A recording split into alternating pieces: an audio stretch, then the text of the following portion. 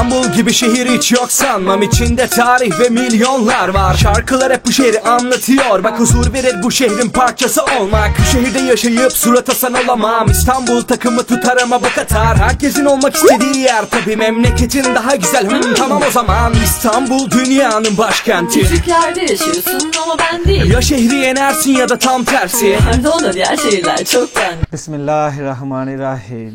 अस्सलाम वालेकुम। क्या हाल है दोस्तों? उम्मीद करता हूँ यार आप सब खैरियत से होंगे। यार जैसे कि मैं ये पासपोर्ट रीन्यू करवाया था अपना, और इस पर वीडियो भी डाली थी, तो ज़्यादा डिटेल में नहीं मैं बना सका क्योंकि टाइम कम था मेरे पास। एक फैमिली से भी मुलाकात हो गई थी, उनके साथ भी गपशप की, उसका भी मैंने एक्सपीरियंस शेयर किया था। तो मैंने सोचा चलो आज एक न्यू वीडियो डाल देते हैं कि मैंने रीन्यू कैसे करवाया। आप देख सकते हो मेरे पास एक पुराना है, ये वाला जो है मेरा नया पासपोर्ट, और अल्हम्दुलिल्लाह ये दूसरा पासपोर्ट है। ये भी बड़ी बात होती है कि आप दूसरा पासपोर्ट रख लो।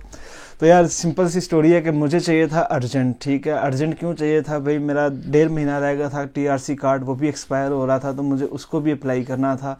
और पासपोर्ट में जो है ना 4 महीने रह गए थे अभी एक्सपायर होने में। अगर मैं उस टाइम टीआरसी अप्लाई करता ना तो मुझे टीआरसी सिर्फ यकीन मानो 2-2.5 महीने की मिलती।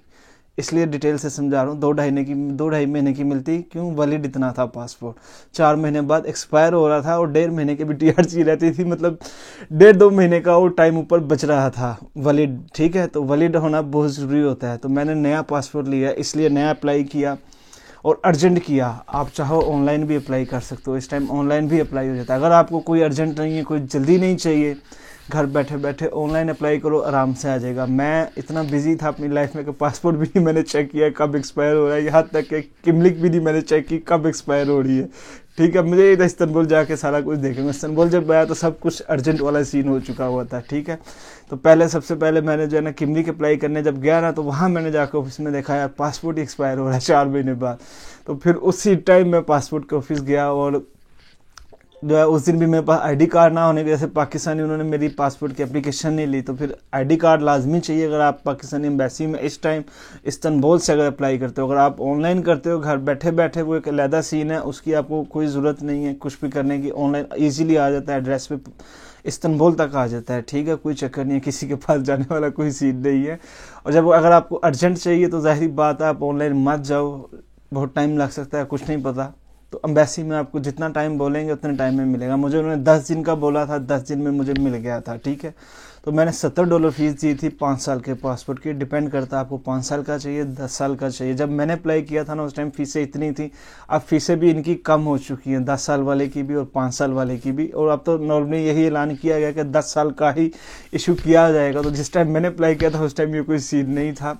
तो यार बड़ा सिंपल सा तरीका था, आपके पास आईडी कार्ड होना चाहिए, अपना पुराना पासपोर्ट होना चाहिए। पाकिस्तानी एम्बेसी में जाओ, लाइन लगी होती है उधर पे, बाकायदा उन्होंने एक मशीन लगाई हुई है इलेक्ट्रॉनिक काउंटर पे, आप उस पर अपना नंबर लो, आपका नंबर आएगा रिन्यूअल पासपोर्ट का, आप उनको जमा करा दो। वो आपसे एक फार्म दे देंगे, आपको एक फ़ीस दे देंगे भरने के लिए कि जी बैंक में जमा करा दो। एम्बेसी के पास ही बैंक है या क्रेडिट के नाम से, वहाँ पर आपने $70 जमा करानी, फ़ीस लेके आनी। वो जो जमा कराई हुई बैंक की फ़ीस है वो आपने एप्लीकेशन के साथ फिल करके दे देनी। थोड़ा सा काम होना, उन्होंने आपकी तस्वीर वगैरह लेनी, ये वो। एक और मैं आपकी बात में इजाफा करता चलूँ, इधर पे मेरे पासपोर्ट पे सिंगल नेम था, ठीक है, सर नेम नहीं था। इससे पहले भी मुझे बहुत बार इशू आया सर नेम की वजह से, मतलब टिकट बुक कराते हुए आगे पीछे आपके पास सर नेम होना बहुत ज़रूरी है, ठीक है। ये इसलिए आपको क्लियर कर रहा हूँ। जब मैं एम्बेसी में गया हुआ था तो वहाँ पे जो एक बंदा बैठा हुआ था, मैंने उससे यही पूछा था, उसने मुझे खुद भी बोला था कि यार तुम्हारा सर नेम नहीं है, कैसे गुजारा करते हो। तो मैं कहा यार मैं चेंज करने के बारे में सोच ही रहा था।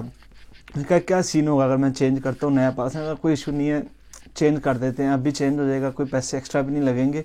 लेकिन चेंज होके फिर तुम्हें अपना जो कार्ड है इधर का उस पर भी सारा कुछ चेंज करवाना पड़ेगा। तो मैं ये सोच में पड़ गया कि यार ये तो बड़ा लंबा सीन ना हो जाए। तो मैं कहा नहीं तो पासपोर्ट पे चेंज कर, किमलिक का मैं देख लूँगा। तो अभी किमलिक का भी मैं आपको लहदा से बताऊंगा क्या सीन किया था। अभी फ़िलहाल पासपोर्ट का बता रहा हूँ, उसने बड़ा इजीली मेरा नेम चेंज करके मुझे नया पासपोर्ट जो है ना 10 दिन के अंदर दिया था, और $70 मेरी फ़ीस लगी थी। इस्तांबुल में ही पासपोर्ट मैंने एम्बेसी से जाके ही लिया था। मुझे मैसेज भी आ गया था बाकायदा कि पासपोर्ट आ गया, लेकिन उसने बोला था अगर मैसेज नहीं भी आए आप एम्बेसी में डायरेक्ट 10 दिन बाद आओ, आपको पासपोर्ट मिल जाएगा। तो यार मैंने अर्जेंट लेना था इसलिए मैंने 10 दिन का लिया, $70 फीस दी। अब नॉर्मल की क्या फ़ीस है मुझे भूल चुकी है क्योंकि प्राइसेस चेंज हो चुकी हैं। अब नए साल के बाद से जो है ना इमरान खान ने वैसे ही 10 साल का इशू करने का बोला हुआ है, तो ऑनलाइन भी आ गया हुआ है, तो पहले नहीं था। अब आ गया हुआ, तो आप ऑनलाइन फ़ायदा लो। अगर आपको अर्जेंट ख़त्म हो रहा है, एम्बेसी से चाहिए तो आप एम्बेसी जाके भी डायरेक्ट ले सकते हो। इस्तांबुल से भी मिलता है, अंकारा में तो वैसे ही मेन एम्बेसी है, वहाँ से भी आपको मिल जाएगा।